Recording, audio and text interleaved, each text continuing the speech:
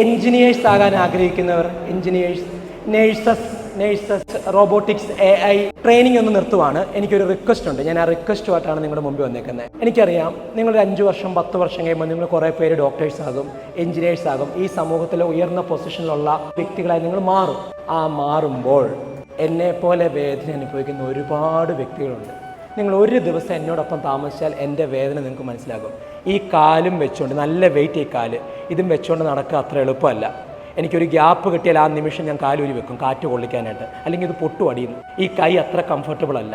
എനിക്ക് ആഗ്രഹമുണ്ട് എന്നെങ്കിലും മറ്റൊരു ഹ്യൂമൻ്റെ കാല് എനിക്ക് ട്രാൻസ്പ്ലാന്റ് ചെയ്ത് പഴയ പോലെ നടക്കണമെന്ന്, കൈ വെച്ച് നടക്കണമെന്ന്. എന്നെപ്പോലെ അതുപോലെ ആഗ്രഹിക്കുന്ന ഒത്തിരി പേരുണ്ട്.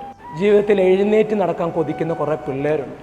പലവിധ അസുഖങ്ങളെ വിഷമിക്കുന്ന ഒരുപാട് ആൾക്കാരുണ്ട്. ഇവർക്കുള്ള പരിഹാരം നൽകാൻ സാധിക്കുന്നത് നിങ്ങളെപ്പോലെ കഴിവുള്ള ഡോക്ടേഴ്സും റോബോട്ടിക് എൻജിനീയറും വരുമ്പോഴാണ്. അത് സായിപ്പ് ചെയ്യാൻ വേണ്ടി നോക്കി നിൽക്കാനല്ല ഞങ്ങൾ ആഗ്രഹിക്കുന്നത്. നമ്മുടെ നാട്ടിലെ നിങ്ങളെപ്പോലെയുള്ളവർ അതിനുവേണ്ടി ഇറങ്ങി തിരിച്ചാൽ ഈ നാട്ടിൽ വേദനിക്കുന്ന ഒത്തിരി പേർക്ക് പ്രതീക്ഷ നൽകാൻ സാധിക്കും. നിങ്ങൾ ഡോക്ടർ ആകുന്നതിനപ്പുറം ആ ഡോക്ടറായിട്ട് എന്ത് ചെയ്യണം എന്നതിനെക്കുറിച്ച് ചിന്തിക്കുക. റോബോട്ടിക് എഞ്ചിനീയർ ആയ ശേഷം എന്ത് ചെയ്യണം എന്ന് ചിന്തിക്കുക. ഒരു സംരംഭകനായതിനു ശേഷം എത്ര കുടുംബങ്ങളിൽ തൊഴിൽ കൊടുക്കണം എന്ന് ചിന്തിക്കുക. ഒരു കർഷകനായി ജൈവ കൃഷിയിലൂടെ മാറ്റങ്ങൾ സൃഷ്ടിക്കാമെന്ന് ചിന്തിക്കുക. എന്നിട്ട് സ്വപ്നം സെറ്റ് ചെയ്യും. അതിൽ നിന്ന് കിട്ടുന്ന ശമ്പളവും സ്റ്റാറ്റസൊക്കെ നിങ്ങൾക്ക് പുറകെ വന്നോളൂ.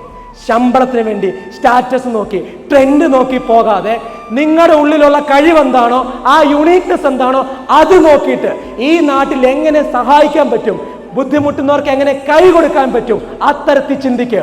ഡോക്ടർ ആകുന്നതിലല്ല, ആയ ശേഷം എന്ത് ചെയ്യാൻ പറ്റുമെന്ന് ചിന്തിക്കും. ഞങ്ങളൊക്കെ എന്നും നന്ദിയോടുകൂടി നിങ്ങൾ ഓർക്കും. എനിക്ക് ഇങ്ങനെ നടക്കാൻ പറ്റുന്നുണ്ട്. തളർന്ന് വീൽ ചെയറെ കിടക്കുന്ന ഒരുപാട് പേരുണ്ട്. സ്പൈൻ ഇഞ്ചുറിയൊക്കെ വന്നിട്ട് അവർക്ക് എഴുന്നേറ്റ് നടക്കണമെന്ന് കൊതിയുണ്ട്.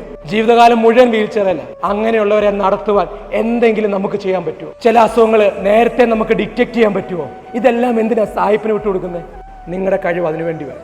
നിങ്ങൾ എത്ര പേർക്ക് ഒരു പ്രോമിസ് നൽകാൻ പറ്റും? നിങ്ങളുടെ മേഖല എന്തുമായിക്കോട്ടെ, ആ മേഖലയിലൂടെ മറ്റുള്ളവരുടെ ജീവിതത്തിൽ ഒരു സ്വാധീനം ചെലുത്തുവാൻ ഞാൻ എൻ്റെ അറിവും എൻ്റെ വിദ്യാഭ്യാസവും ജീവിതവും മാറ്റിവെക്കുന്നു. Please raise your hand.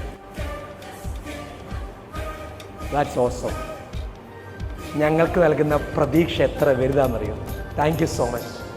Thank you.